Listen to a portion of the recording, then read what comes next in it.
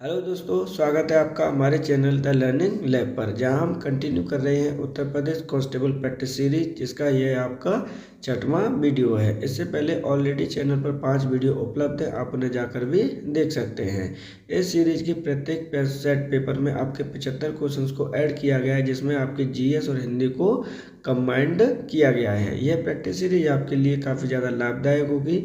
अतः आपसे रिक्वेस्ट है कि अगर आप चैनल पर नए हैं तो चैनल को सब्सक्राइब कर लीजिए, वीडियो को लाइक कर दीजिए और जो आपका बेल आइकन है उसे प्रेस करना बिल्कुल मत भूलिएगा।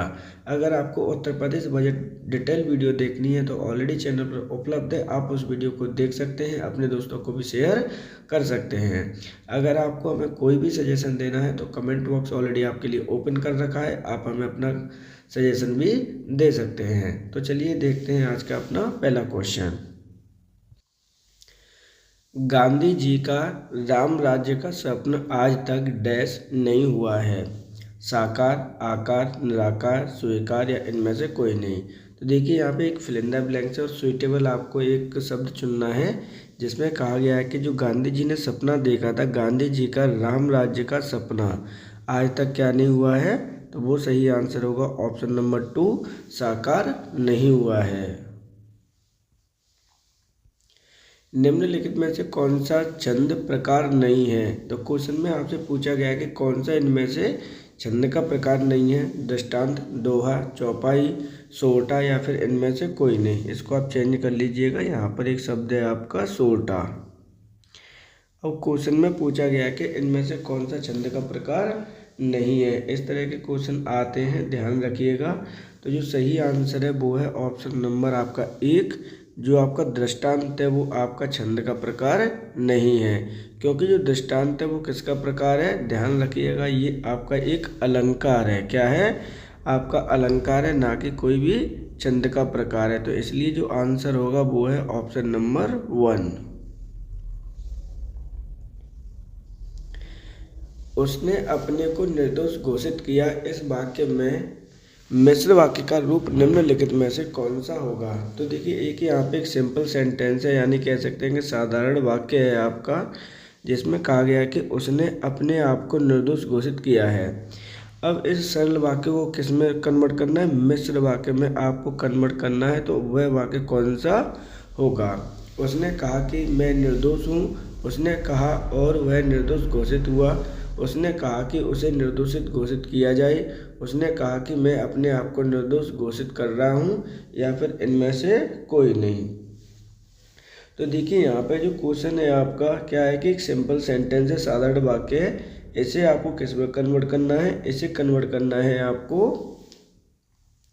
मिश्र वाक्य में, यानी कॉम्प्लेक्स सेंटेंसेस में। आप सभी ने पढ़े होंगे कि वाक्य आपके 3 प्रकार के होते हैं, साधारण वाक्य और कॉम्प्लेक्स वाक्य और आपके मिश्र वाक्य। तो यहाँ पर जो क्वेश्चन पूछा गया है तो वो सिंपल हो, किस में कन्वर्ट करना है, कन्वर्ट करना है आपको मिश्र वाक्य में। तो सही आंसर होगा ऑप्शन नंबर 1, उसने कहा कि मैं निर्दोष हूँ।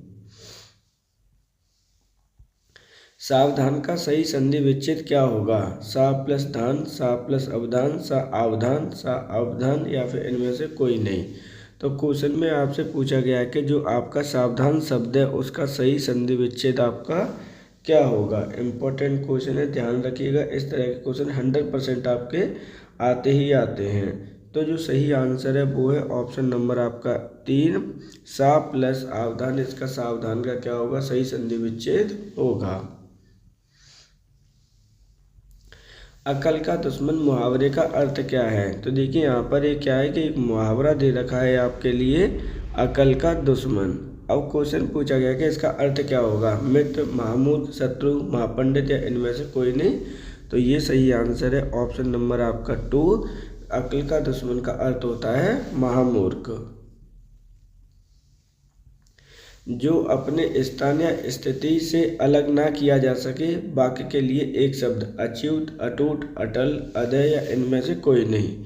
एक वाक्यांश आपको दे रखा है, जो अपने स्थान या स्थिति से अलग ना किया जा सके, उसके लिए आपको एक शब्द चुनना है कि उसके लिए एक शब्द आपका क्या होगा, क्योंकि इस तरह के क्वेश्चन आपके आते हैं।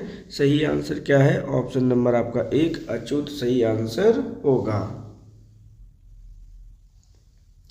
निम्नलिखित में से कौन सा शब्द कमल का पर्यायवाची नहीं है। तो देखिए, जब कभी भी आपको इस तरह के क्वेश्चन मिले तो आपको सबसे पहले ध्यान रखना है कि उसमें पूछा क्या है। क्वेश्चन में पूछा जा रहा है कि कमल का पर्यायवाची नहीं है नीरज, अरविंद, उत्पल, बारिद या फिर इनमें से कोई नहीं। तो क्वेश्चन में जो आपका इम्पोर्टेंट है वो है, सही आंसर होगा ऑप्शन नंबर 4।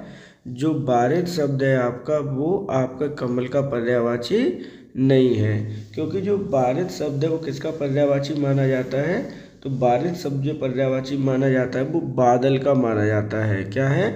बादल का पर्यायवाची, जबकि अदर तीनों ही ऑप्शन आपके सही हैं। तो ऑप्शन सही आंसर होगा ऑप्शन नंबर 4, क्योंकि क्वेश्चन पूछा गया कौन सा पर्यायवाची नहीं है।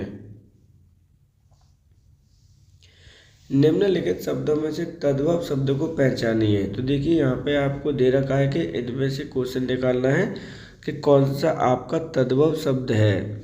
नासिक, ग्रीष्म, बच्चा, लक्ष्मी या फिर इनमें से कोई नहीं। इम्पोर्टेंट क्वेश्चन है, ध्यान रखना। जो आपका तद्भव शब्द दे रखा है वो है ऑप्शन नंबर 3, बच्चा। अब तद्भव शब्द कौन से होते हैं तो ध्यान रखिएगा, ऐसे शब्द जो शब्द तो आपके संस्कृत के होते हैं लेकिन हम उनमें क्या कर देते हैं, कुछ उसमें चेंज करने के बाद में अपने हिंदी में यूज उसे कर लेते हैं। तो ऐसे शब्दों को हम कहते हैं तद्भव। ये चीज़ आपको याद रखनी है, इम्पोर्टेंट है। तद्भव, तत्सम, देशज, विदेशज, इनसे क्वेश्चन आपके आते हैं। सही आंसर है ऑप्शन नंबर 3। निम्नलिखित में से अंगीठी का तत्सम शब्द क्या होगा। देखिए, एक शब्द दे रखा है आपको अंगीठी और उसका तत्सम शब्द आपसे पूछा जा रहा है। तो सही आंसर क्या होगा? सही आंसर है ऑप्शन नंबर आपका अग्निका, अग्निष्टिका, अग्निष्टिका या अग्निष्टिकी या इनमें से कोई नहीं। तो सही आंसर है ऑप्शन नंबर आपका 3, अग्निष्टिका आपके अंगीठी का तत्सम शब्द होगा। इस समय श्याम आता होगा, इस वाक्य में क्रिया का कौन सा काल होगा। सामान्य वर्तमान, तात्कालिक वर्तमान, संदिग्ध वर्तमान, संभाव्य वर्तमान या इनमें से कोई नहीं। तो देखिए, यहाँ पे क्वेश्चन पूछा गया कि इस समय श्याम आता होगा का क्रिया का कौन सा काल है। इम्पोर्टेंट क्वेश्चन है, इस तरह के क्वेश्चन आपके आते हैं, ध्यान रखिएगा। तो सही आंसर है ऑप्शन नंबर आपका यहाँ पर 4, संभाव्य वर्तमान काल है कि भाई वो आता होगा, आया होगा, नहीं आया होगा, पता नहीं। सही आंसर है ऑप्शन नंबर आपका यहाँ पर 4।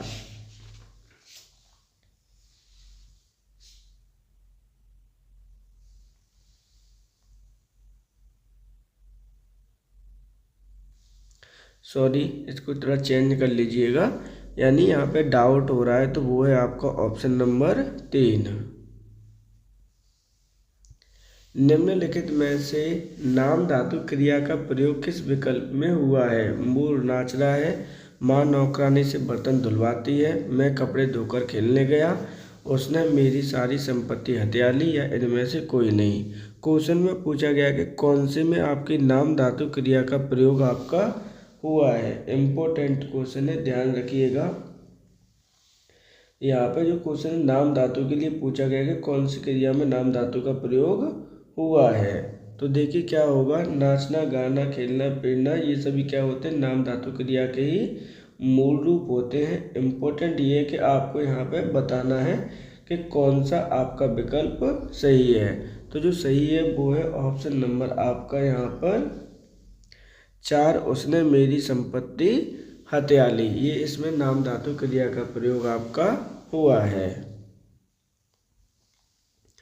चलना, फिरना, दौड़ना कैसी क्रिया है। सहायक क्रिया, सकर्मक क्रिया, मुख्य क्रिया, अकर्मक क्रिया या फिर इनमें से कोई नहीं। इम्पोर्टेंट क्वेश्चन है, ध्यान रखिएगा। चलना, दौड़ना, फिरना मुख्य क्रिया का उदाहरण होता है। किसका उदाहरण है? आपका उदाहरण है आपके मुख्य क्रिया का, अर्थात ऑप्शन सही होगा नंबर 3। निम्नलिखित में से कौन सा विशेषण संज्ञा नहीं है। देखिए, यहाँ पे क्वेश्चन पूछा गया कि कौन सा विशेषण है आपका जो संज्ञा से नहीं बना है। श्रीमान, सुंदर, दानी, चमकीला या फिर इनमें से कोई नहीं। तो यहाँ पे जो सही आंसर है वो है ऑप्शन नंबर 3, जो सुंदर शब्द है आपका वो संज्ञा से नहीं बना। वह कल मुझे मिलने आएगी, इसमें रेखांकित शब्द क्या है? तो देखिए यहाँ पर एक आपका ये तो वाक्य हो गया, और यहाँ पे जो रेखांकित शब्द है वो है आपका वह। क्वेश्चन में पूछा गया कि वह रेखांकित शब्द आपका क्या है? संबंधवाचक सर्वनाम, अन्य पुरुषवाचक सर्वनाम, मध्यम पुरुषवाचक, उत्तम पुरुषवाचक, या इनमें से कोई नहीं? तो सही आंसर है ऑप्शन नंबर आपका 2, अन्य पुरुषवाचक सर्वनाम। वधू शब्द का बहुवचन क्या होगा? वधुएं, वधुए, वधुएं, वधुएं, या फिर इनमें से कोई नहीं? तो देखिए इम्पोर्टेंट क्वेश्चन है आपका, यहाँ पर इसको अलग कर लीजिए। क्वेश्चन में पूछा गया कि जो आपका वधू शब्द होता है उसका पर्यायवाची शब्द आपका क्या होगा? तो जो सही आंसर है वो है ऑप्शन नंबर आपका 5, इनमें से कोई नहीं। क्योंकि जो वधुएं शब्द का जो सही प्रयोग होता है, किस तरह से लिखा जाता है, वो चीज़ें समझ लीजिए, क्योंकि यहाँ पे छोटी छोटी सी मिस्टेक्स आपको बहुत ही ज़्यादा प्रॉब्लम क्रिएट कर सकती हैं। इम्पोर्टेंट है, ध्यान रखना है। तो जो सही आंसर बनता है वो बनता है आपका वधुएं। अंक की बिंदी आती है आपकी, ये चीज़ आपको याद रखनी है। हिंदी में कितने प्रकार के वचन होते हैं? 2, 3, 4, 5, में से कोई नहीं? तो ध्यान रखना है, हिंदी में मात्र आपके 2 प्रकार के वचन होते हैं, एक वचन और बहुवचन, जबकि संस्कृत में आपके 3 माने जाते हैं, ध्यान रखिएगा। इनमें से कौन सा पुल्लिंग शब्द स्त्रीलिंग शब्द में प्रत्यय लगाने से बना है? मर्दाना, भेड़ा, विदुर, बुढ़ापा, या इनमें से कोई नहीं? तो यहाँ पे आपसे बोला जा रहा है कि कौन सा आपका पुल्लिंग शब्द है जो स्त्रीलिंग शब्द में प्रत्यय लगाने से आपका बना है। तो यहाँ पे इम्पोर्टेंट क्वेश्चन है, ध्यान रखिएगा। तो सही आंसर है ऑप्शन नंबर आपका 2, भेड़ा। क्योंकि देखिए यहाँ पे क्या चीज़ कंडीशन समझाई गई है, समझ लेते हैं। यहाँ पे जो भेड़ा शब्द बना है वो भेड़ प्लस आ से बना है, और यहाँ पे कह भी रहा है कि स्त्रीलिंग में प्रत्यय लगाकर आपका क्या बना है? पुल्लिंग शब्द आपका बना है। तो इस प्रकार सही आंसर है ऑप्शन नंबर 2। भाववाचक संज्ञा कितने प्रकार के शब्दों से बनती है? 4 प्रकार के, 5 प्रकार के, 3 प्रकार के, 6 प्रकार के, या फिर इनमें से कोई नहीं? तो देखिए यहाँ पे क्वेश्चन क्या कह रहा है, क्वेश्चन कह रहा है इम्पोर्टेंट है कि जो भाववाचक संज्ञा आपकी होती है कितने प्रकार के शब्दों से बनती है? सही आंसर है ऑप्शन नंबर 2, 5 प्रकार के शब्दों से आपकी भाववाचक संज्ञा बनती है। कौन कौन से शब्द हैं वो भी समझ लीजिए। तो एक तो है आपका जातिवाचक संज्ञा, उसके शब्दों से भी आपकी बन जाती है। वहीं दूसरा शब्द है आपका विशेषण, तीसरा शब्द है आपका क्रिया, चौथा शब्द है आपका सर्वनाम, और 5वां शब्द क्या होगा? आपका अव्यय। इन 5 जो शब्द दे रखे हैं उनसे आपकी भाववाचक संज्ञा बन जाती है। सही आंसर है ऑप्शन नंबर 2। ओ किस प्रकार के वर्ड हैं? तालव्य, मूर्धन्य, दंतोष्ठ, या इनमें से कोई नहीं? तो ध्यान रखिएगा, क्वेश्चन इम्पोर्टेंट है। ओ जो शब्द हैं आपके किस प्रकार के शब्द हैं? सही आंसर है ऑप्शन नंबर 4, इनमें से कोई नहीं। क्योंकि जो इनका उच्चारण है वो कंठ से लिया जाता है, कंठ और ओष्ठ से, तो दोनों को मिलाकर एक शब्द बनता है आपका, उसे बोलते हैं कंठोष्ठ। क्या है? कंठोष्ठ, उसे बोलते हैं कंठोष्ठ। ये शब्द आपको याद रखना है, इम्पोर्टेंट है, ध्यान रखिएगा। सही आंसर है ऑप्शन नंबर 4। देवनागरी लिपि का सर्वप्रथम प्रयोग कहाँ हुआ था? अष्टाध्यायी, अपभ्रंश साहित्य, अमीर खुसरो की पुस्तक, जयभट्ट के शिलालेख, या फिर इनमें से कोई नहीं? तो सबसे पहले देवनागरी के विषय का प्रयोग किया कहाँ पे हुआ था? ये क्वेश्चन आपका पूछा गया है, इम्पोर्टेंट है, ध्यान रखिएगा। सही आंसर है ऑप्शन नंबर आपका 4, जयभट्ट के शिलालेखों में सबसे पहले देवनागरी का प्रयोग हुआ है। पश्चिमी हिंदी का विकास किस अपराध किस अपराध से हुआ है? देखिए यहाँ पे अपराध नहीं आएगा, यहाँ पे अपभ्रंश शब्द है। क्या है? अपभ्रंश शब्द है आपका। यहाँ पे क्वेश्चन पूछा गया है कि जो हिंदी का विकास है किससे हुआ है? पैशाची, शूरसेनी, मागधी, पैशाची, इनमें से कोई नहीं। तो सही आंसर है ऑप्शन नंबर 2, ये शूरसेनी में से आपका उद्गम हुआ है। किसका? पश्चिमी हिंदी का। जिस स्त्री के पुत्र या पति ना हो उसे क्या कहा जाता है? अबीरा, अबला, असहाय, अकेल्या या फिर इनमें से कोई नहीं। अर्थात एक ऐसी स्त्री जिसके पास ना तो पति है और ना ही क्या है आपका बेटा है, तो ऐसी स्त्री को हम क्या कहते हैं? क्वेश्चन में आपसे डायरेक्टली पूछा गया है और इस तरह के क्वेश्चन आपको आगे भी मिलते रहेंगे।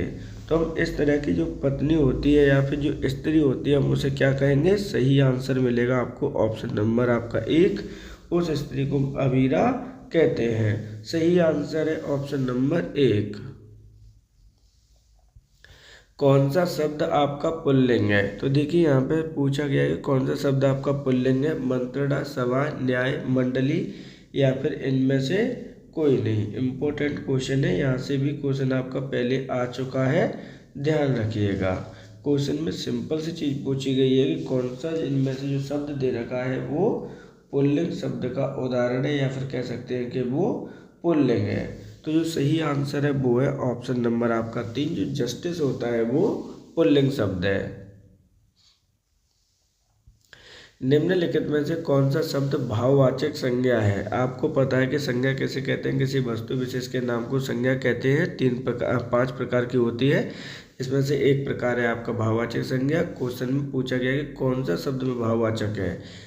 भारत, मित्रता, लड़का, पेड़ या इनमें से कोई नहीं। तो जो सही आंसर है वो है ऑप्शन नंबर 2, जो मित्रता शब्द है वो आपकी भाववाचक संज्ञा का उदाहरण है। वाच्य के कितने प्रकार होते हैं? 3, 1, 2, 4, इनमें से कोई नहीं। तो ध्यान रखिएगा जो आपका वाच्य दे रखा है वो कितने प्रकार का होता है? सही आंसर है ऑप्शन नंबर आपका 1, 3 प्रकार के वाच्य होते हैं। कौन कौन से वाच्य होते हैं? तो ध्यान रखिएगा जब आप इंग्लिश में एक्टिव पैसे पढ़ते हो वहाँ पर 2 होते हैं, लेकिन हिंदी में 3 होते हैं। एक तो होता है आपका भावात्मक वाच्य,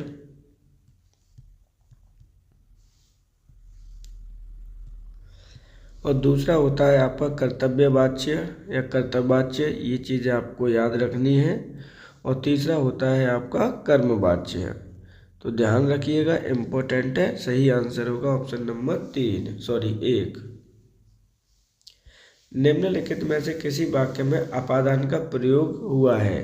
क्वेश्चन आपका पूछा गया कि कुछ सेंटेंस दे रखे हैं उसमें अपादान कारक का प्रयोग किस में हुआ है? मोहन ने पत्र लिखा, हम आंखों से देखते हैं, बिल्ली छत से कूद पड़ी, गीता का भाई आया, या फिर इनमें से कोई नहीं। तो जो सही आंसर है वो है ऑप्शन नंबर 3, क्योंकि अपादान में आप सभी को पता है कि किसकी स्थिति दिखाई जाती है? अलगाव की स्थिति यहाँ पर दिखाई जाती है। तो बिल्ली छत से कूद रही है, अलग हो रही है, डिस्ट्रीब्यूट हो रही है, इसलिए यहाँ पर जो सही आंसर है वो क्या होगा? ऑप्शन नंबर 3 होगा। छायादार शब्द किसका उदाहरण है? तत्सम, तद्भव, देशज, विदेशज या फिर इनमें से कोई नहीं। तो एक शब्द दे रखा है आपको, क्या है? छायादार। अब उसमें से जो क्वेश्चन पूछा गया वो ये है कि वो कौन सा शब्द है, यानी किस भाषा से आपका शब्द वो आया हुआ है। तो जो सही आंसर है आपका छायादार जो शब्द है आपका वो है ऑप्शन नंबर 4, संकर शब्द बना है। क्यों संकर शब्द है? तो ध्यान रखिएगा, इसको जब आप अलग अलग करेंगे तो छाया अलग हो जाएगा और दार शब्द आपका अलग हो जाएगा। निम्नलिखित में से अनेकार्थी शब्द का दूसरा अर्थ बताइए। आजन्म, आजीवन, आजन्म, ईश्वर, इनमें से कोई नहीं। तो देखिए एक यहाँ पर शब्द आपको दे रखा था, उस शब्द का आपको बताना है, इम्पोर्टेंट है, ध्यान रखिएगा। देखिए इस क्वेश्चन में एक अनेकार्थी शब्द दूसरे अनेकार्थी का पूछा गया था, वो शब्द इसमें से गायब है, तो मैं इस क्वेश्चन को ही रिमूव कर दे रहा हूँ। आदमी बनना मुहावरे का अर्थ क्या होगा? किसी अन्य जीव का आदमी में परिवर्तन होना, आदमी जैसा दिखना, अच्छा व्यवहार सीखना, कृत्रिम अंग से आदमी का प्रतिरूप बनना, या इनमें से कोई नहीं। तो देखिए यहाँ पे क्वेश्चन अच्छा लिखा हुआ है। क्वेश्चन है कि आपका आदमी बनना का अर्थ क्या होगा। तो जो सही आंसर है वो है ऑप्शन नंबर 3, अच्छा व्यवहार सीखना। गुरुजी मेरा डैश स्वीकार करें, रिक्त स्थान की पूर्ति कीजिए। तो देखिए यहाँ पर एक शब्द दे रखा है कि fill in the blanks fill करनी है। ये आपका शब्द सेंटेंस है। गुरुजी मेरा डैश स्वीकार करिए, रिक्त स्थान की पूर्ति यहाँ पर आपको करनी है। अभिनंदन, अभिवादन, स्वागत, अभिमान, या इनमें से कोई नहीं। तो यहाँ पर जो सही आंसर आएगा वो है ऑप्शन नंबर आपका 1, अभिनंदन, आप मेरा स्वीकार कीजिए। तो सही आंसर क्या होगा। सही आंसर है इस प्रकार ऑप्शन नंबर 1। गोगावील लेक भारत के किस राज्य में स्थित है। उत्तराखंड, उत्तर प्रदेश, बिहार, छत्तीसगढ़, या फिर इनमें से कोई नहीं। तो हाल ही में इस गोगावील को क्या दिया गया है, रामसर का दर्जा दिया गया है। ये चीज़ आपको याद रखनी है। गोगावील जो लेक है आपकी किस राज्य में स्थित है। तो सही आंसर क्या होगा, देखिए ऑप्शन नंबर 3 होगा। ये बिहार राज्य में आपकी स्थित है। अब इसकी थोड़ी स्थिति जान लेते हैं। गोगा झील बिहार राज्य के कहाँ पर स्थित है। तो ये आपके कटिहार जिले में आपकी स्थित है। अब कटिहार जिला में आपकी स्थित है। कौन से नंबर की इसे रामसर साइट घोषित किया गया भारत की। तो ये आपकी 94th रामसर साइट घोषित की गई है। तो सही आंसर है ऑप्शन नंबर आपका यहाँ पर 3। भारत का पहला silicon carbide semi conductor plant Bharat में किस राज्य में बनाया जाएगा। छत्तीसगढ़, उड़ीसा, तेलंगाना, आंध्र प्रदेश, या फिर इनमें से कोई नहीं। इम्पोर्टेंट क्वेश्चन है, ध्यान रखिएगा। क्वेश्चन में आपसे डायरेक्टली पूछा जा रहा है कि आपका ऐसा जो प्लांट है क्या है। उस प्लांट को देख लीजिए एक बार फिर से। Silicon carbide semi conductor plant किस राज्य में बनाया जाना है, ये क्वेश्चन आपसे पूछा गया है। इम्पोर्टेंट है, ध्यान रखना है। तो जो सही आंसर है वो है ऑप्शन नंबर आपका यहाँ पर 1, ये छत्तीसगढ़ राज्य में आपका बनाया जाना है। सिलिकॉन कार्बाइड, सॉरी, ये होगा आपका उड़ीसा में। सही आंसर है ऑप्शन नंबर 2। अब कितनी लागत में ये बनाया जाना है, तो ध्यान रखिएगा। कॉस्ट इसकी लगने वाली है आपकी 2000 करोड़ रुपए। ये चीज़ आपको याद रखनी है। खाद्य एवं कृषि संगठन की स्थापना किस वर्ष आपकी की गई। 1945, 1946, 1948, 1960, या इनमें से कोई नहीं। तो देखिए यहाँ पे खाद्य एवं कृषि संगठन की स्थापना किस वर्ष आपकी की गई है, ये क्वेश्चन आपसे पूछा गया है। सही आंसर है ऑप्शन नंबर आपका यहाँ पर हो जाएगा इनमें से कोई नहीं, सॉरी। इसका जो सही आंसर है वो है ऑप्शन नंबर 1, 1945 ईस्वी में खाद्य एवं कृषि संगठन की स्थापना की गई है। एग्जैक्ट डेट आप याद कर लीजिएगा, 16 अक्टूबर 1945 को इसकी स्थापना की गई है। इसे हम और क्या नाम से जानते हैं, तो FAO के नाम से भी हम इसे जानते हैं। हेडक्वार्टर इसका कहाँ पर है, तो ध्यान रखना है हेडक्वार्टर इसका रोम में है, जो कि इटली में आपका स्थित है। तो इस प्रकार सही आंसर क्या होगा, सही आंसर है ऑप्शन नंबर 1। भारतीय हॉकी संस्था की स्थापना कब की गई। 1922, 1923, 1925, 1926, या इनमें से कोई नहीं। तो हाल ही में इसका शताब्दी ईयर मनाया गया था। 100 साल पूरे हो चुके हैं हमारी हॉकी को। भारतीय हॉकी संस्था की बात की गई है, कब स्थापना की गई थी। सही आंसर है ऑप्शन नंबर 3, 1925 ईस्वी में इसकी स्थापना की गई। इसका हाल ही में स्थापना दिवस मनाया गया था। कब मनाया गया था, तो 7 नवंबर को इसका स्थापना दिवस मनाया गया था। तो सही आंसर क्या है, सही आंसर है आपका ऑप्शन नंबर 3। हाल ही में संजय गर्ग के संस्था का महानिदेशक आपका बनाया गया है।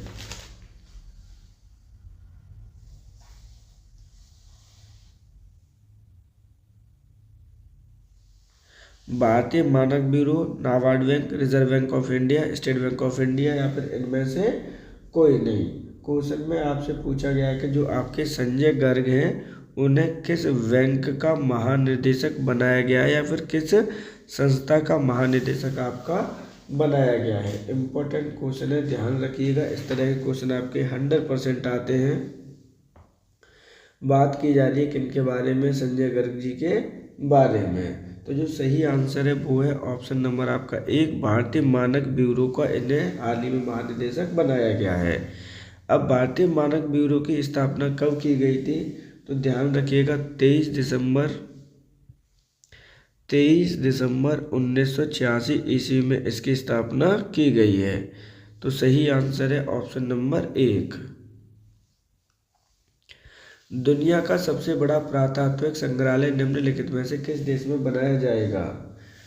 मिस्र, सऊदी अरब, ईरान, इराक या इनमें से कोई नहीं। तो देखिए यहाँ पे क्वेश्चन आपसे बोला गया है दुनिया का सबसे बड़ा पुरातात्विक स्थल आपका किस देश में बनाया जाएगा। पहले हम आंसर देख लेते हैं। सही आंसर है ऑप्शन नंबर 1, दुनिया का सबसे बड़ा पुरातात्विक स्थल आपका बनाया जाएगा मिस्र में। अब इसकी बात करते हैं कि लो कॉस्ट कितना आने वाला है, कितने एरिया में बनाया जाएगा। तो जो कॉस्ट आने वाला है वो $1 billion, I repeat again, billion में आपकी कॉस्ट है, ध्यान रखिएगा, वो भी अमेरिकी डॉलर में। कितने बड़े एरिया में बनाया जाएगा कि इस दुनिया का सबसे बड़ा होगा, तो ये आपका 5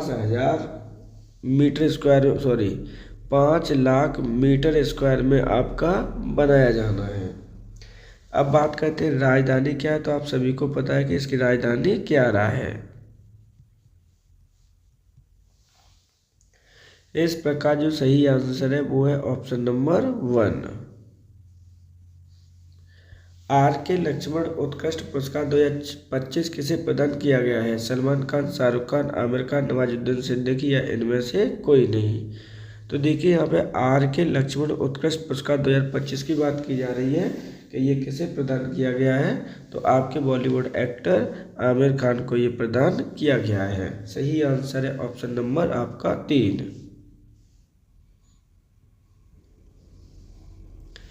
भारत के किस शहर को सिलिकॉन वैली कहा जाता है। हैदराबाद, चेन्नई, अहमदाबाद, मुंबई, इनमें से कोई नहीं। तो भारत के कौन से शहर को सिलिकॉन वैली कहा जाता है। सही आंसर है ऑप्शन नंबर आपका 5, इनमें से कोई नहीं, क्योंकि जिस शहर को कहा जाता है वो है आपका बेंगलुरु। और बेंगलुरु किस राज्य में पड़ता है, तो ध्यान रखिएगा वो कर्नाटक राज्य की राजधानी है। तो सही आंसर है ऑप्शन नंबर 5। निम्नलिखित में से किस मुगल शासक ने बुलंद दरवाजा का निर्माण कराया था। अकबर, शाहजहां, जहांगीर, बाबर, इनमें से कोई नहीं। तो ध्यान रखिएगा किस शासक के द्वारा बुलंद दरवाजा बनवाया गया था। सही आंसर है ऑप्शन नंबर आपका 1, अकबर के द्वारा इसे बनवाया गया था। ध्यान रखिएगा दुनिया का सबसे बड़ा यानी लार्जेस्ट आपका डोर है, ये कहाँ पर स्थित है, तो ये आपका स्थित है फतेहपुर सीकरी में। और ये फतेहपुर सीकरी यहाँ पे कौन से ज़िले में पड़ती है, तो ध्यान रखना ये आपका स्थित है आगरा ज़िले में। किसके द्वारा बनवाएगा, अकबर के द्वारा बनवाया गया था, जिसका शासनकाल आपका 1556 ईस्वी से लेकर कब तक रहा था, तो ध्यान रखिएगा 1556 से लेकर 1605 ईस्वी तक इसका शासनकाल रहा था। सही आंसर है ऑप्शन नंबर 1। निम्नलिखित में से कौन सा शासक युद्ध में लड़ते हुए मारा गया था। अलाउद्दीन हसन, सिकंदर लोदी, इब्राहिम लोदी, मेदिनी राय या इनमें से कोई नहीं। तो देखिए यहाँ पे किसकी बात की गई है, कौन सा शासक है जो युद्ध में लड़ते हुए मारा गया था, वो है ऑप्शन नंबर आपका 3, इब्राहिम लोदी। कहाँ पे मारा गया था ये चीज़ भी आपको याद रखनी है। तो ध्यान रखिएगा पानीपत के प्रथम युद्ध में ये व्यक्ति मारा गया था। कब हुआ था, तो ये युद्ध हुआ था आपका 26 अप्रैल 1526 ईस्वी को ये युद्ध हुआ था। किनके बीच हुआ था, इब्राहिम लोदी वर्सेस बाबर के बीच में हुआ था, जिसमें आपका ये मारा गया था। सही आंसर है ऑप्शन नंबर 3। दुनिया में सर्वप्रथम कागज का निर्माण किस देश में किया गया। चीन, भारत, रूस, संयुक्त राज्य अमेरिका या इनमें से कोई नहीं। तो दुनिया में सबसे पहले कागज का जो निर्माण हुआ था किस देश में किया गया? सही आंसर है ऑप्शन नंबर 1, अपने पड़ोसी देश चीन में किया गया था। चीन की राजधानी क्या है? तो ध्यान रखिएगा, चीन की राजधानी आपकी बीजिंग है। न्यू वेलिंगटन निम्नलिखित में से किस देश की राजधानी है? तो देखिए, न्यू वेलिंगटन से संबंधित क्वेश्चन है आपका। पूछा गया कि कौन से देश की आपकी राजधानी है? कनाडा, ऑस्ट्रेलिया, ब्राजील, न्यूजीलैंड, इनमें से कोई नहीं। तो सही आंसर है ऑप्शन नंबर आपका 4, न्यूजीलैंड की राजधानी है न्यू वेलिंगटन। जबकि कनाडा की राजधानी क्या है? तो ध्यान रखिएगा, कनाडा की राजधानी है आपकी ओटावा। वही ऑस्ट्रेलिया की राजधानी है आपकी कैनबरा है। अगर बात करते हैं ब्राज़ील की, तो इसकी राजधानी है आपकी ब्राजीलिया। तो सही आंसर है इस प्रकार ऑप्शन नंबर आपका 4। सोडियम धातु का परमाणु क्रमांक क्या है? 11, 15, 18, 19, इनमें से कोई नहीं। तो ध्यान रखिएगा, यहाँ पे जो क्वेश्चन पूछा गया सोडियम धातु से संबंधित पूछा गया कि इसका परमाणु क्रमांक कितना होता है। तो सही आंसर है ऑप्शन नंबर 1, 11 परमाणु क्रमांक इसका होता है। अच्छा, इसे डिनोट कैसे करते हैं? तो ध्यान रखिएगा, इसे हम कैपिटल स्मॉल ए से डिनोट करते हैं, Na से। निम्नलिखित में से किसका प्रयोग मूर्ति निर्माण करने के लिए किया जाता है? अक्सर करके इसका प्रयोग किया जाता है, मूर्ति निर्माण में भी किया जाता है। Gypsum, plaster of Paris, sodium carbonate, sodium bicarbonate. 5वां ऑप्शन मिला लीजिए कि भैया इनमें से कोई नहीं। तो जो सही आंसर है वो है ऑप्शन नंबर आपका 2, पीओपी यानी प्लास्टर ऑफ पेरिस का प्रयोग आपका मूर्ति निर्माण में किया जाता है। और किस में किया जाता है? तो ध्यान रखिएगा, जो आपके ऑपरेशन वगैरह होते हैं, हड्डी वगैरह टूट जाती हैं, उनका प्लास्टर करने के लिए भी इनका प्रयोग किया जाता है। चीज़ें याद रखिएगा, पीओपी इसको बोलते हैं। सही आंसर है ऑप्शन नंबर 2। निम्नलिखित में से किसकी कमी के कारण स्कर्वी रोग होता है? Iron, vitamin C, vitamin D, vitamin A, या इनमें से कोई नहीं। तो यहाँ पे क्वेश्चन पूछा गया कि किसकी कमी के कारण स्कर्वी रोग होता है। सही आंसर है ऑप्शन नंबर आपका 2, विटामिन सी की कमी से आपका स्कर्वी रोग होता है। जबकि आयरन की कमी से कौन सा रोग होता है? तो एनीमिया रोग होता है, ध्यान रखेंगे आप लोग। विटामिन डी की कमी से होता है आपका, विटामिन डी की कमी से रोग होता है वो है आपका रिकेट्स। विटामिन ए की कमी से होता है आपका नाइट ब्लाइंडनेस।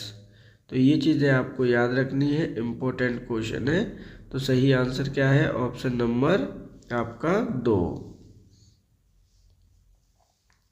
निम्नलिखित में से कौन सा मिनरल पालक में पाया जाता है? देखिए, यहाँ पे क्वेश्चन पूछा गया कौन सा मिनरल है जो पालक में पाया जाएगा। कोबाल्ट, जिंक, आयरन, गोल्ड, इनमें से कोई नहीं। तो सही आंसर है ऑप्शन नंबर आपका 3, आयरन सबसे ज़्यादा पालक में पाया जाता है। जिसे हम किससे डिनोट करते हैं? तो इसे हम करते हैं Fe से। निम्नलिखित में से कौन सा एक रासायनिक परिवर्तन का उदाहरण नहीं है? तो देखिए, आपके दो तरह के परिवर्तन होते हैं, एक तो रासायनिक, दूसरे आपके भौतिक। वे परिवर्तन जो अपना चेंजेस का रीजन हटाने के बाद अपनी प्रारंभिक अवस्था में नहीं आते हैं, रासायनिक परिवर्तन कहलाते हैं। जबकि चेंजेस का रीजन हटाने पर अपनी प्रारंभिक अवस्था में आ सकते हैं, उन्हें हम भौतिक रीजन कहते हैं। क्वेश्चन में पूछा गया है कौन सा आपका रासायनिक परिवर्तन नहीं है। पानी का बर्फ में बदलना, फलों का पकना, कागज का जलना, कच्चे पदार्थ में सब्जी का निर्माण करना, या फिर इनमें से कोई नहीं। तो देखिए, यहाँ पे जो ऑप्शन सही होगा वो क्या होगा? ऑप्शन नंबर है आपका 1, पानी का बर्फ में बदलना। क्योंकि आपको पता है कि ये जो आपका चेंजेस है वो रिवर्सिबल है, ये चीज़ आपको याद रखनी है। और ये ईजिली आपका चेंज हो जाएगा, क्योंकि फल अगर पक जाएंगे तो कच्चे नहीं हो सकते, कागज़ जल जाएगा तो कागज़ नहीं बन सकता, कच्चे पदार्थ से सब्जी का निर्माण इजीली कर नहीं सकते। सही आंसर है ऑप्शन नंबर 1। निम्नलिखित में से सीमेंट निर्माण के लिए कौन सा कच्चा पदार्थ का प्रयोग किया जाता है? Sodium carbonate, sodium hydroxide, gypsum, calcium sulphate, या इनमें से कोई नहीं। तो क्वेश्चन में जो पूछा गया है, ध्यान रखिएगा, सीमेंट निर्माण के लिए कौन सा कच्चा पदार्थ का प्रयोग किया जाता है? तो सही आंसर है ऑप्शन नंबर आपका 3, जिप्सम का प्रयोग किया जाता है आपके सीमेंट को बनाने में। निम्नलिखित में से किस अयस्क से एल्यूमिनियम प्राप्त किया जाता है? बॉक्साइट, गैलेना, हेमेटाइट, मैग्नेटाइट या इनमें से कोई नहीं? तो ध्यान रखना है कौन से अयस्क से एल्यूमिनियम प्राप्त किया जाता है। सही आंसर है ऑप्शन नंबर आपका 1, जो बॉक्साइट आपका दे रखा है उससे एल्यूमिनियम प्राप्त किया जाता है। अब इसका फॉर्मूला क्या होता है उसे भी आप याद कर लीजिएगा। Al2O3.2H2 इसका केमिकल रिएक्शन होता है, केमिकल फॉर्मूला होता है। जबकि गैलेना से क्या प्राप्त करते हैं? मैग्नेटाइट और हेमेटाइट से आपका प्राप्त किया जाता है आयरन, जबकि गैलेना से प्राप्त किया जाता है आपका Pb। ध्यान रखें कि सही आंसर है ऑप्शन नंबर 1। क्षेत्रफल की दृष्टि से भारत का सबसे बड़ा राज्य कौन सा है? क्वेश्चन में पूछा गया कि क्षेत्रफल की दृष्टि से भारत का राज्य सबसे बड़ा कौन सा है? उत्तर प्रदेश, राजस्थान, मध्य प्रदेश, महाराष्ट्र या इनमें से कोई नहीं? तो जो सही आंसर है वो है ऑप्शन नंबर 1, इसका सही आंसर होगा राजस्थान। ध्यान रखिएगा दो चीज़ों की तरफ से क्वेश्चन पूछे जाते हैं। एक तो पूछा जाता है बाई एरिया और दूसरा क्वेश्चन पूछा जाता है बाई पॉपुलेशन। तो दोनों के हिसाब से देख लीजिए, पहला स्थान किसका आएगा? राजस्थान है आपका, दूसरा स्थान आपका एमपी का होता है, तीसरा आपका महाराष्ट्र और चौथा अपना यूपी। लेकिन अगर बाई पॉपुलेशन पूछा जाएगा तो पहला यूपी, दूसरा महाराष्ट्र, तीसरा आपका बिहार। तो सही आंसर है ऑप्शन नंबर आपका 1, राजस्थान। निम्नलिखित में से किस राज्य की सीमा उत्तर प्रदेश से नहीं लगती? छत्तीसगढ़, झारखंड, बिहार, उड़ीसा या इनमें से कोई नहीं? तो क्वेश्चन में आपसे पूछा गया है कि कौन से राज्य की सीमा उत्तर प्रदेश से नहीं लगती है?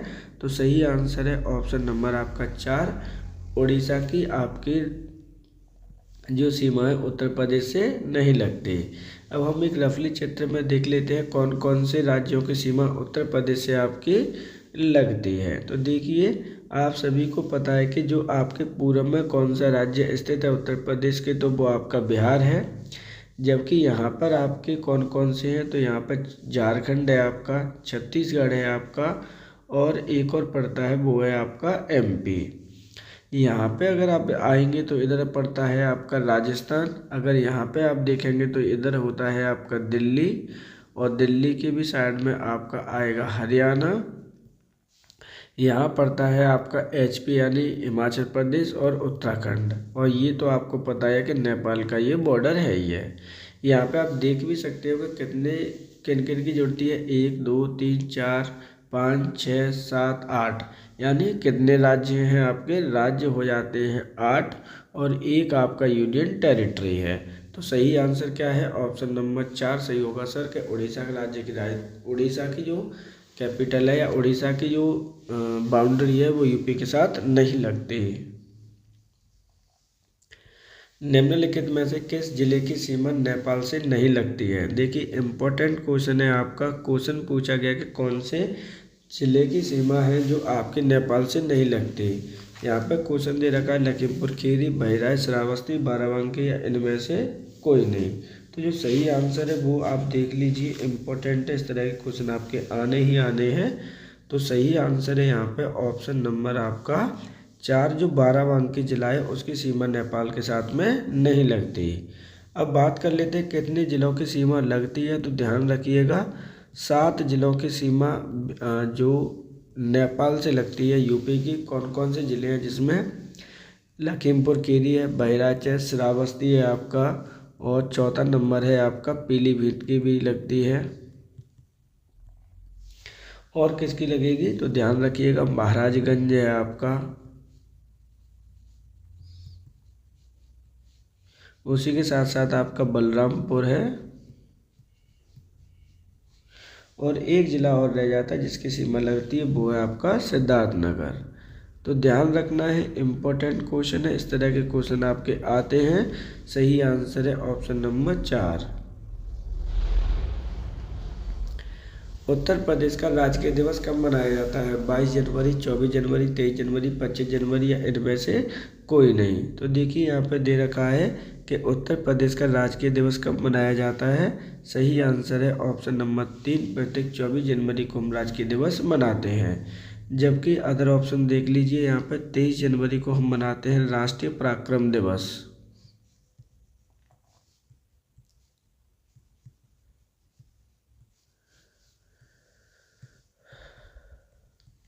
वहीं 25 को मनाते हैं हम राष्ट्रीय मतदाता दिवस। तो इस प्रकार सही आंसर होगा ऑप्शन नंबर आपका 3। निम्नलिखित में से किस प्लेयर का संबंध उत्तर प्रदेश के आगरा जिले से है? सैफाली वर्मा, हरमनप्रीत कौर, स्मृति मंदाना, दीप्ति शर्मा या इनमें से कोई नहीं। तो ध्यान रखिएगा, आपकी क्वेश्चन पूछा गया कि किस प्लेयर का संबंध आपके उत्तर प्रदेश के जिले आगरा से है। तो सही आंसर है ऑप्शन नंबर आपका 4, दीप्ति शर्मा। जो क्रिकेटर्स हैं आपकी, फीमेल कैंडिडेट हैं आपकी, वो आगरा से बिलोंग रखती हैं। अब इन्हें आपका क्वेश्चन क्यों ऐड किया गया, तो ध्यान रखिएगा, हाल ही में इंडिया टीम 2025 का वर्ल्ड कप जीती है, ये सभी को पता है। वुमेन क्रिकेट वर्ल्ड कप जो हुआ था वो आपका जीता गया है अपने इंडिया टीम के द्वारा। उसमें ये प्लेयर ऑफ द टूर्नामेंट चुनी गई थी, ये चीज़ आपको याद रखनी है।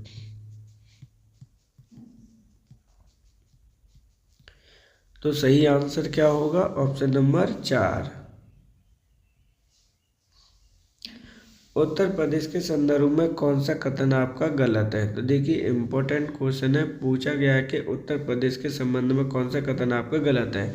भारत में सबसे ज़्यादा जनसंख्या उत्तर प्रदेश में निवास करती है। उत्तर प्रदेश क्षेत्रफल में 4th स्थान पर है। उत्तर प्रदेश का लिंग अनुपात 932 है। उत्तर प्रदेश की महिला साक्षरता दर 77.73% है, या फिर इनमें से कोई नहीं।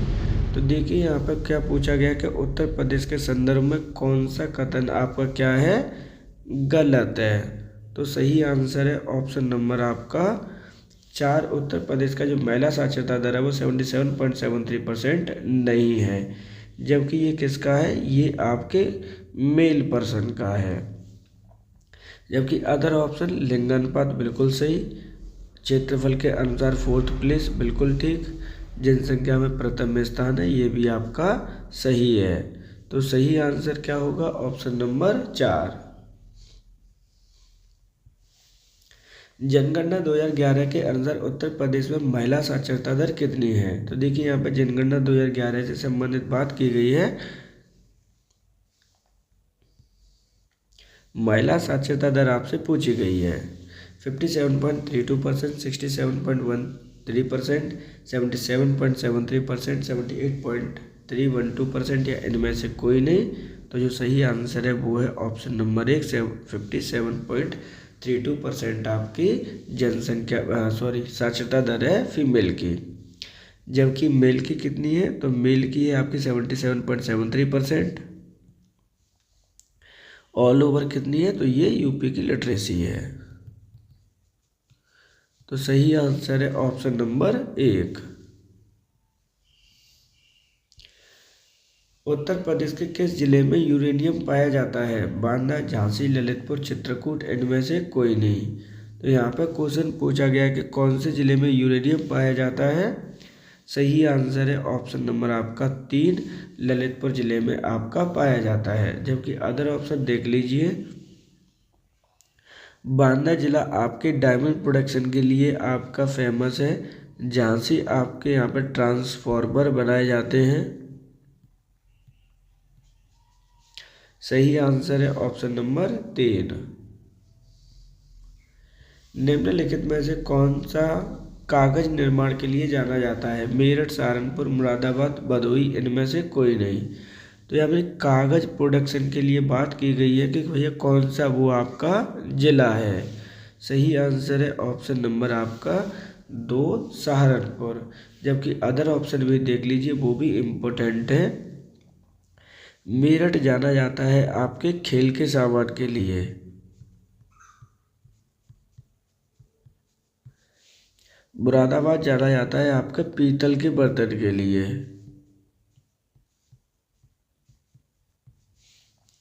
भदोही है आपका कालीन उद्योग के लिए। तो इस प्रकार जो सही आंसर है वो है ऑप्शन नंबर 2।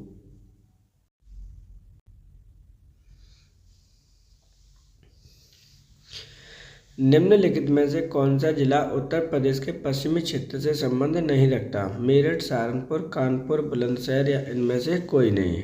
तो देखिए क्वेश्चन में आपसे पूछा गया है जो कौन सा जिला है आपका कि उत्तर प्रदेश के कहाँ से बिलोंग नहीं करता है? पश्चिमी क्षेत्र से आपका बिलोंग नहीं करता है। तो सही आंसर है ऑप्शन नंबर आपका 3, कानपुर जिला आपका पश्चिमी क्षेत्र का जिला नहीं है, जबकि ये मध्य उत्तर प्रदेश का है। ध्यान रखिएगा जो कानपुर है आपका, इसे हम क्या कहते हैं? नॉर्थ इंडिया का मानचेस्टर के नाम से ये जाना जाता है। सही आंसर होगा ऑप्शन नंबर आपका यहाँ पर 3।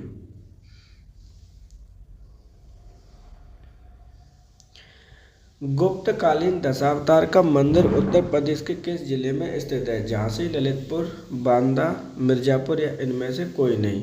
क्वेश्चन आपसे पूछा गया है कि जो आपका दशावतार का मंदिर है उत्तर प्रदेश के कौन से जिले में आपका स्थित है, जो कि आपके गुप्त काल में बनाया गया था। सही आंसर है ऑप्शन नंबर आपका यहाँ पर 2, ललितपुर जिले में। ध्यान रखिएगा इम्पोर्टेंट है, अदर ऑप्शन भी देख लीजिए।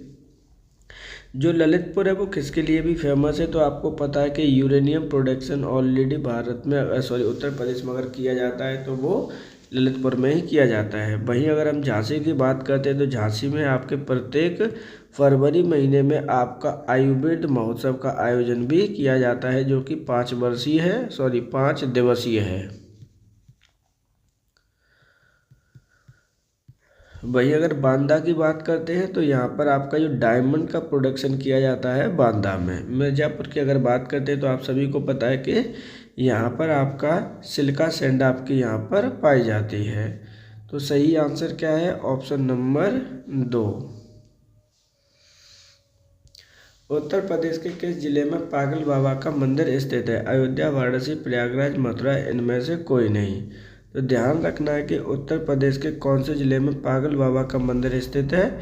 सही आंसर है ऑप्शन नंबर 4, मथुरा जिले में ये आपका स्थित है। ध्यान रखिएगा जो पागल बाबा का मंदिर स्थित है ये आपका स्थित है वृंदावन में। कहाँ पर है? वृंदावन में स्थित है, जो कि मथुरा का ही एक कस्बा है। जहाँ पर आपका कितने मंजिल का मंदिर बना हुआ है? तो ये आपका 10 मंजिला मंदिर बना हुआ है। ये चीज़ आपको याद रखनी है। सही आंसर है ऑप्शन नंबर 4। यमुना एक्सप्रेसवे की लंबाई कितने किलोमीटर है? 160.23 किलोमीटर, 165.432 किलोमीटर, 170.32 किलोमीटर, 171.32 किलोमीटर, इनमें से कोई नहीं। तो जो यमुना एक्सप्रेसवे है उसकी लंबाई पूछी गई है। सही आंसर है ऑप्शन नंबर आपका 2, 165.432 किलोमीटर इसकी लंबाई है। ध्यान रखिएगा स्टार्टिंग कहाँ से हुई है? तो स्टार्टिंग होती है इसकी आगरा ज़िले से। कहाँ तक है ये? तो ये होता है आपका ग्रेटर नोएडा तक। ये चीज़ आपको याद रखनी है। सही आंसर है ऑप्शन नंबर 2। निम्नलिखित में से किस नदी के किनारे उत्तर प्रदेश की राजधानी स्थित है? मोस्ट इम्पोर्टेंट क्वेश्चन है आपका। सबसे पहले पता होना चाहिए कि उत्तर प्रदेश की राजधानी है क्या, तभी आप आंसर निकाल पाएंगे। तो आप सभी को पता है कि उत्तर प्रदेश की राजधानी है आपकी लखनऊ। अब हम देखते हैं कि ये राजधानी कहाँ बसी हुई है। गंगा, यमुना, गोमती, रामगंगा, इनमें से कोई नहीं। तो सही आंसर होगा ऑप्शन नंबर 3, ये गोमती नदी के किनारे बसी हुई राजधानी है।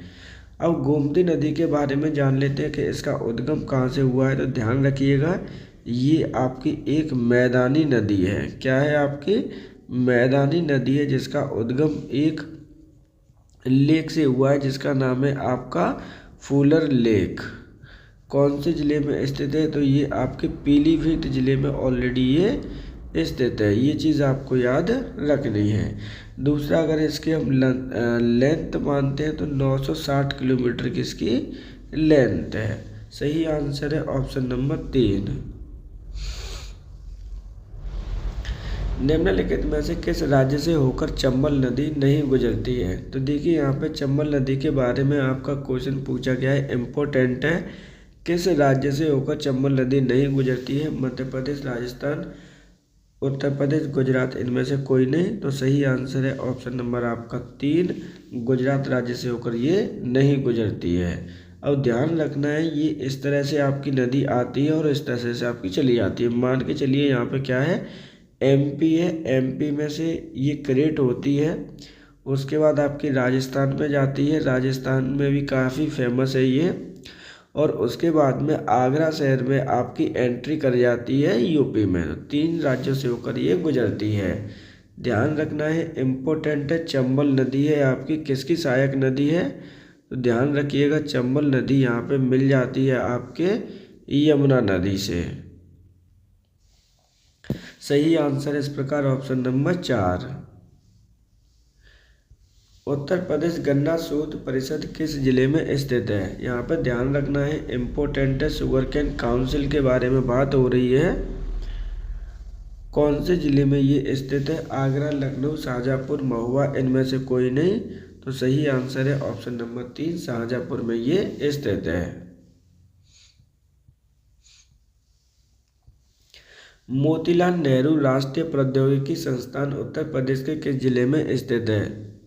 लखनऊ, गाजियाबाद, प्रयागराज, गोरखपुर या इनमें से कोई नहीं। तो देखिए यहाँ पे क्या पूछा गया है, मोतीलाल नेहरू राष्ट्रीय प्रौद्योगिकी संस्थान के बारे में पूछा जा रहा है कि उत्तर प्रदेश के कौन से जिले में ये आपका स्थित है। इसका सही आंसर होगा ऑप्शन नंबर आपका 3, ये प्रयागराज जिले में आपकी स्थित है। और आप सभी को पता है कि प्रयागराज जिला आपका कहाँ पर स्थित है, तो ये आपका गंगा नदी के किनारे पर आपका स्थित है, जहाँ पर आपका संगम है। सही आंसर है ऑप्शन नंबर 3। हिंदू बनारस विश्वविद्यालय की स्थापना किसके द्वारा की गई? जवाहरलाल नेहरू, पंडित मोतीलाल नेहरू, मदन मोहन मालवीय, महात्मा गांधी, इनमें से कोई नहीं। तो मोस्ट इम्पोर्टेंट क्वेश्चन है आपका, हिंदू बनारस विश्वविद्यालय की स्थापना किसके द्वारा की गई है? सही आंसर है ऑप्शन नंबर आपका 3, मदन मोहन मालवीय जी के द्वारा। अब हम बात करते हैं कि कब की गई है, तो 1916 ईस्वी में इसकी स्थापना की गई थी, जिसे हम BHU भी कहते हैं। सही आंसर है ऑप्शन नंबर 3। उत्तर प्रदेश लोक सेवा आयोग की स्थापना किस वर्ष की गई? 1937, 1938, 1982, 1914 या फिर इनमें से कोई नहीं। सबसे इम्पोर्टेंट क्वेश्चन है, ध्यान रखिएगा, प्रत्येक जो भी यूपी का बच्चा है एक ना एक बार सपना जरूर देखता है कि हम उत्तर प्रदेश लोक सेवा आयोग की एग्ज़ाम दें। तो ध्यान रखिएगा, आप बड़े हो जाइए, जब आपका कांस्टेबल में आपका सिलेक्शन हो जाए और उसके बाद में आप इजीली प्रिपरेशन कर सकते हो किसके बनने की? DSP बनने की। और DSP आपको यही संस्थान बनाएगा, वो है आपका UPPSC। तो इसकी संस्थापना पूछी गई है, तो जो सही आंसर है वो है ऑप्शन नंबर आपका 1, 1937 में। अब हम बात करते हैं कि इसका हेडक्वार्टर सर कहाँ पर है, तो ध्यान रखिएगा, इसका हेडक्वार्टर आपके प्रयागराज जिले में आपका स्थित है। तो इस प्रकार सही आंसर होगा ऑप्शन नंबर 1। रामचरण विकास एवं विपणन लिमिटेड कहाँ पर स्थित है? कानपुर, उन्नाव, गाजियाबाद, आगरा, इनमें से कोई नहीं। तो ये जो क्वेश्चन है वो आपका क्या है, ध्यान रखना है, चर्म विकास है। क्या है आपका यहाँ पे? चर्म विकास की बात की जा रही है, आपकी चमड़े की बात की जा रही है आपकी। तो ये कहाँ पर स्थित है, ध्यान रखना है। सही आंसर है ऑप्शन नंबर 4, ये आगरा जिले में आपका स्थित है। थोड़ी आगरा में डिटेल में बात कर लेते हैं इस क्वेश्चन में आगरा की। तो जब इसकी बात की जाती है कि सर स्थापना कब की गई है, तो इसकी स्थापना की गई है 1504 ईस्वी को। किसके द्वारा की गई थी, तो ध्यान रखना है, सिकंदर लोदी के द्वारा इसकी स्थापना की गई थी। दूसरी बात करते हैं कि ये कहाँ पर बसा हुआ है, तो यमुना नदी के किनारे बसा हुआ आपका एक शहर है, जहाँ पर काफ़ी ज़्यादा फेमस बिल्डिंग है आपकी। कौन कौन सी हैं, तो आप सभी को पता है कि ताजमहल तो ऑलरेडी आप सभी को पता ही है। यहाँ पर स्थित है आपका अकबर टोम्ब, यानी अकबर का मकबरा स्थित है। यहाँ पर स्थित है आपका बुलंद दरवाज़ा। तो इस प्रकार जो सही आंसर है वो है ऑप्शन नंबर आपका 4। गुरु गोविंद सिंह पुरुष एवं महिला स्पोर्ट्स कॉलेज कहाँ स्थित है? गोरखपुर, लखनऊ, रामपुर, सैफई, इनमें से कोई नहीं। तो ध्यान रखना है, क्वेश्चन के अकॉर्डिंग ही आपको आंसर देना है। यहाँ पर आपसे पूछा गया कि गुरु गोविंद सिंह पुरुष एवं महिला स्पोर्ट्स कॉलेज कहाँ पर आपका स्थित है। तो जो सही आंसर है वो है ऑप्शन नंबर आपका 2, लखनऊ जिले में आपका स्थित है। लखनऊ उत्तर प्रदेश के क्या है, तो ध्यान रखना है ये आपके लखनऊ राजधानी है, जिसकी स्थापना कब की गई थी, यानी राजधानी कब बना था, तो 1921 ईस्वी में आंशिक रूप से बना था, जबकि 1935 ईस्वी में ये पूर्ण रूप से राजधानी बना था। तो सही आंसर क्या है, ऑप्शन नंबर 2। राजा टोडरमल सर्वे एवं भूलेख प्रशिक्षण संस्थान उत्तर प्रदेश के कहाँ पर स्थित है। हरदोई, कानपुर, मेरठ, लखनऊ या इनमें से कोई नहीं। तो याद रखिएगा, राजा टोडरमल सर्वे भूलेख प्रशिक्षण संस्थान, जो बच्चे लेखपाल की तैयारी कर रहे हैं उनके लिए ये क्वेश्चन आपका मोस्ट इम्पोर्टेंट है, क्योंकि उनकी जो ट्रेनिंग होती है वो आपके यहीं पर की जाती है। कहाँ पर, तो ये होती है लखनऊ में। सही आंसर है ऑप्शन नंबर आपका 1। पंचायती राज institute of training Uttar Pradesh के किस जिले में स्थित है। गाजियाबाद, लखनऊ, प्रयागराज, इनमें से कोई नहीं। तो देखिए यहाँ पे जो पंचायती इंस्टीट्यूट ऑफ ट्रेनिंग है आपका कहाँ पर स्थित है, पहले हम आंसर देख लेते हैं, क्योंकि ये क्वेश्चन भी आपका इम्पोर्टेंट है। जिन बच्चों ने बीपीओ का एग्ज़ाम दिया है और डॉक्यूमेंट वेरिफिकेशन ले गया, अगर उनका सिलेक्शन होता है तो आप यहीं पर ट्रेनिंग करने के लिए जाएंगे। कहाँ पर जाएंगे, तो आप जाएंगे आपका ऑप्शन नंबर 2, लखनऊ में। लखनऊ में भी एक जगह का नाम है अलीगंज, याद रख लीजिएगा। हो सकता है कि वो आपसे पूछ ले कि भाई अलीगंज में आपका क्या स्थित है। जो आपका पंचायती राज इंस्टीट्यूट ऑफ ट्रेनिंग है, इसे हम प्रिट के नाम से भी जानते हैं, ये चीज़ आपको याद रखनी है। तो सही आंसर क्या है, ऑप्शन नंबर आपका 2, लखनऊ।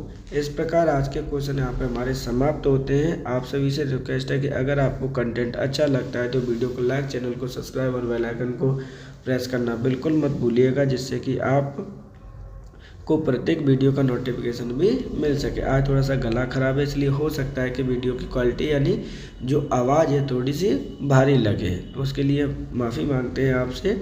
नेक्स्ट जो आपकी इन्फॉर्मेशन थी वो समझ लीजिए। ऑलरेडी यूपीएसआई की जो एग्ज़ाम है वो आने वाला है। कब आने वाला है, तो आप सभी को पता है कि मार्च में इसका एग्ज़ाम होना है। होम गार्ड का एग्ज़ाम होना है अप्रैल में, और जो सबसे मोस्ट अवेटेड जिसके लिए सीरीज चल रही है वो है आपका कांस्टेबल का एग्ज़ाम, जिसका कंडक्ट कराया जाना है आपका जून मार्च 2026 में। तो इसलिए आप सभी से रिक्वेस्ट है कि अगर आपको बजट पढ़ना है, किसका बजट पढ़ना है, उत्तर प्रदेश का बजट पढ़ना है ऑलरेडी 26-27 का, तो चैनल पर ऑलरेडी उपलब्ध है। इसके साथ साथ आपको इसमें मिलेगा इकोनॉमिक सर्वे ऑफ यूपी। तो जब सारी सुविधाएं आपको एक ही चैनल पर उपलब्ध मिल रही हैं तो आपको दोबारा कहीं भी जाने की ज़रूरत नहीं पड़ेगी। आपको सिर्फ करना क्या है कि आपको डिस्क्रिप्शन में जाना है, दोनों वीडियो को देखना है और पेन पेंसिल से लेकर अपने बजट की तैयारी कर लेनी है। आज के लिए इतना ही। आप सभी का धन्यवाद।